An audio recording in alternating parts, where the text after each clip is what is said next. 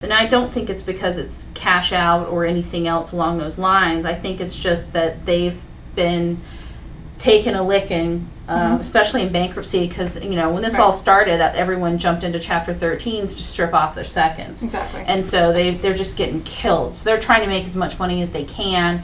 And in the short sale, it's their last-ditch effort to try to get any type of cash flow. So I think the HELOCs,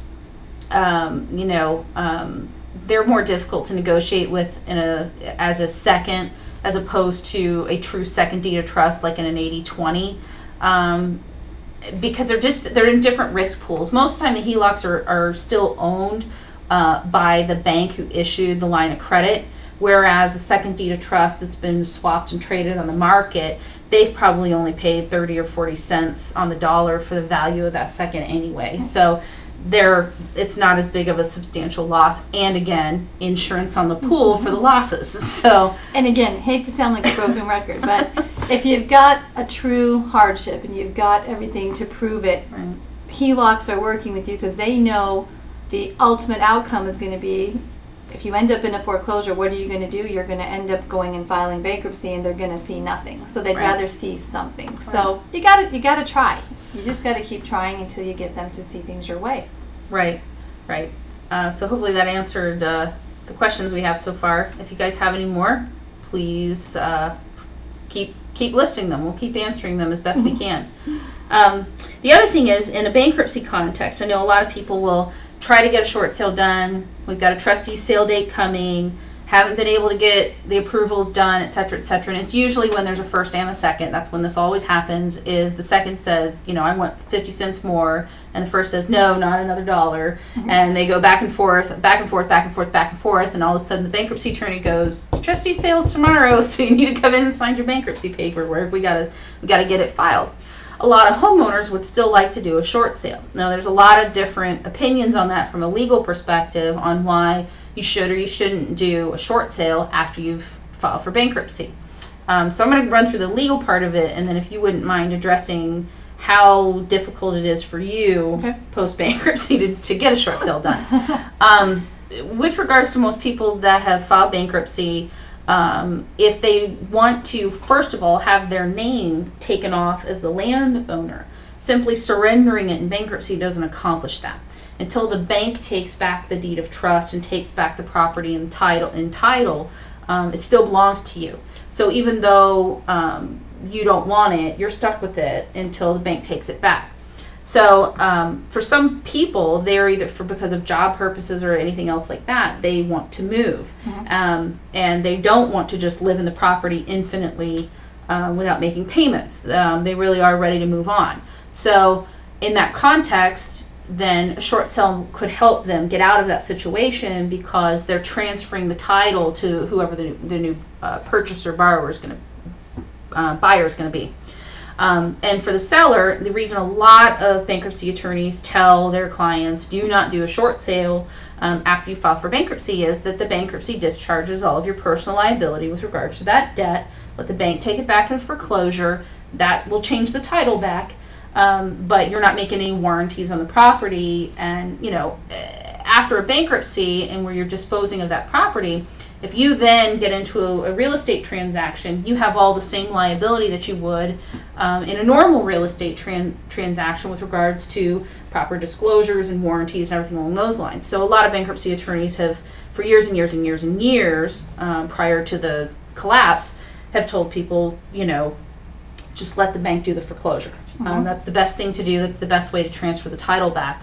Unless they come to you and say, we'd like to do a deed in lieu, will you sign a deed in lieu? Sure, because you're deeding it back to the bank. There's going to be another transaction that'll hopefully cut off your warranties. You still want it to be an as is.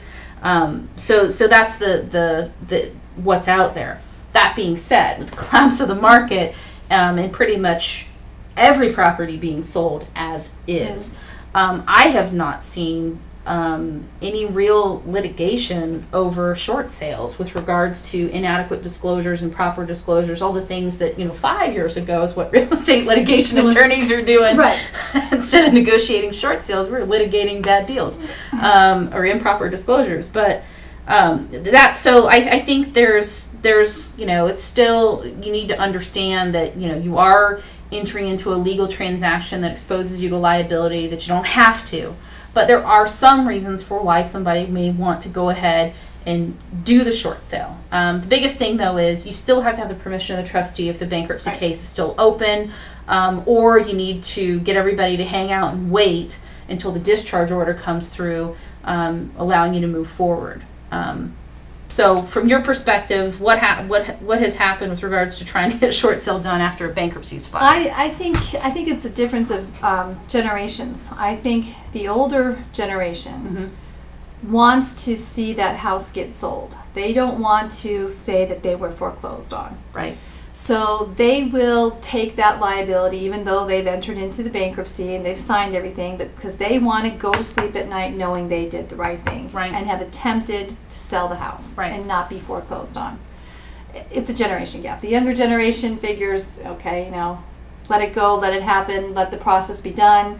I'm going to clean up my credit, I'm going to save money, and I'm going to be able to buy again. Right. So that's where I see it's a generation thing. The older people are saying, I want to do the right thing. I signed that note. I promised the bank I was going to pay them. This is what I want to do. And you can still do them. Yeah, they're difficult. They take more time. And yes, we do have to get the approval of the trustee. But you know what? If it's a good deal and it makes sense, why wouldn't they say okay? Right. So Right. that's where I am with it. Right. And the other thing too is then you have two different departments in the bank, because you have the bankruptcy department that captures the file as soon as there's a filing to prevent them from violating any of the bankruptcy laws. And they're super fun to deal with when you're trying to move forward with the short sale. But the other issue is you just deal with a lot of negotiators that are ignorant of the bankruptcy, and they think that because the case is still open for other reasons that they can't do anything until they show that the case is closed in the bankruptcy court, and that's not the case. Once the asset has been abandoned by the trustee or the discharge order is issued, the bank can move forward with a foreclosure. So why couldn't they do a short sale? And again, having the right team of people to work with you. Right. You got to have someone who knows how to do that, knows how to deal with the bank. You got to have the attorney on board. Everyone's got to work together. Right. And that is a challenge. A lot of the mill bankruptcy firms that just do, thousands of filings a year won't take the time to help a debtor do that. No. They won't do it. And without the bankruptcy attorney's permission, the bank can't do anything. Correct. Because that's a huge no-no in the bankruptcy court. They get very mad when you go behind their back and talk to the debtor. They don't like that. Or violate a judge's order. That's always a bad thing too. Don't want to do that. Okay, we have another question. What's the benefit of short selling rather than staying in the house without paying the mortgage and eventually just going to foreclosure? Why not stay in the house? Did I run out of room? I did. I'm guessing that it says why not stay in the house as long as you can.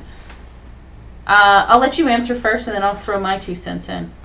Well, I go back to thinking, you always want to try to do the right thing. Try to sell the house. Don't just sit there and wait to be foreclosed on. A short sale is going to look way better on your credit as compared to a foreclosure. You're going to be able to have buying power again. It's going to be reported on your credit report as paid less satisfied. So again, it's your personal take on how you feel and how you want to do things. Do you want to sit there and just wait and be foreclosed on? Some people do. Some people want to do the right thing, short sell the property, and have the ability to start over again. We've all had this controversy going on lately about FICO scores. Think back 25 years ago, there was no such thing as a FICO score. It was how much money do you have in the bank and how much money are you putting down. I think we're going to see that style of getting loans come back into play, and it already is. There's already banks out there that are doing hard money loans at 7% because they've got the ability to pay, they've gotten back to work. So it's all about doing the right thing. I say short sale. I say put the house up, short sale it, do your best, make every attempt possible to not just sit there and be foreclosed on, because that's just going to be a big black eye to your credit report. From a legal standpoint, there's a couple of reasons why you'd want to do a short sale over a foreclosure. Number one is that if the bank is going to sue you, and they've made that determination that they're going to pursue you on a deficiency, a short sale greatly reduces the amount of that deficiency, because the the houses are pretty much going for fair market value, and sometimes they'll go more than fair market value just because there's certain nuances of the property that makes it really desirable, and you'll get into a little bidding competition between a couple of buyers. Especially in neighborhoods with good schools or amenities or HOAs that aren't harassing. There's a lot of reasons why somebody might want a particular property, in which case we do see some bidding wars when that happens. In that sense, let's say we have a $200,000 note and the fair market value of the house is going to go for $125,000. You're looking at a $75,000 deficiency.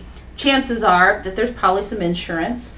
The chances are they didn't pay the full value of the note. So in that scenario, they're not real likely that they're going to sue you because they're probably not going to have any damages that they can prove. And even if they could, what they could collect out of that is going to cost them more in attorney's fees. So there's a cost-benefit analysis that's going to happen in that particular scenario where they actually are less likely to sue you after a short sale because of a cost-benefit analysis. And in no way am I saying that the bank goes, oh, gee, since you did a short sale, we feel super nice and we're not going to sue you. No. It's a business decision. Everything's about dollars and cents and money and a cost-benefit analysis. So I think that happens. In that exact same scenario where the fair market value might be $125 on a short sale, that same property is probably going to sell at auction for about $90.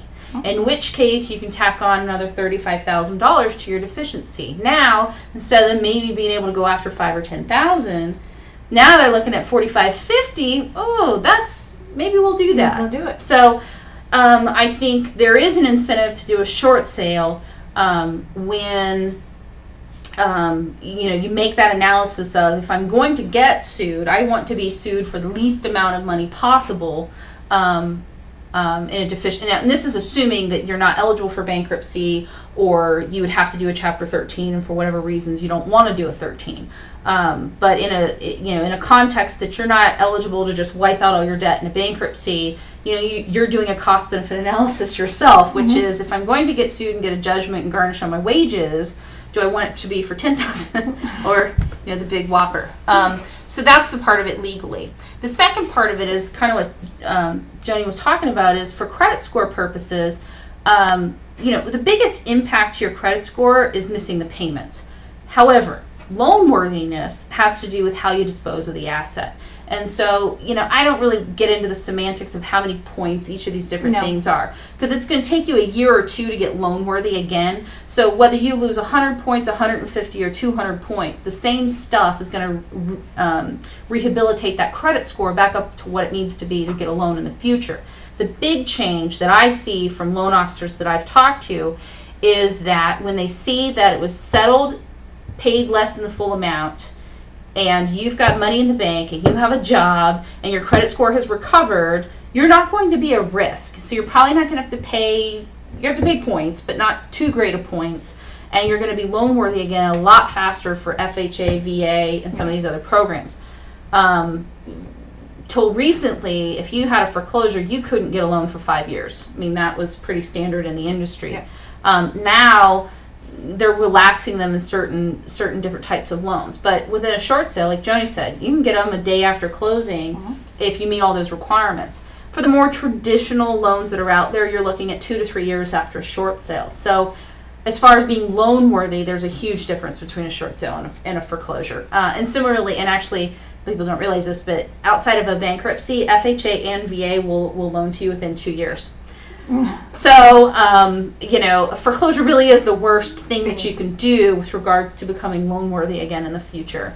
And the loan officers don't like to see foreclosure on there. Now, if it's surrendered in bankruptcy and they take title back through foreclosure, that's not the same thing. When it says foreclosure and there's no bankruptcy associated with it, then that's when you have the worst possible situation for a loan officer to be looking at. Okay, we've got a couple more questions. If I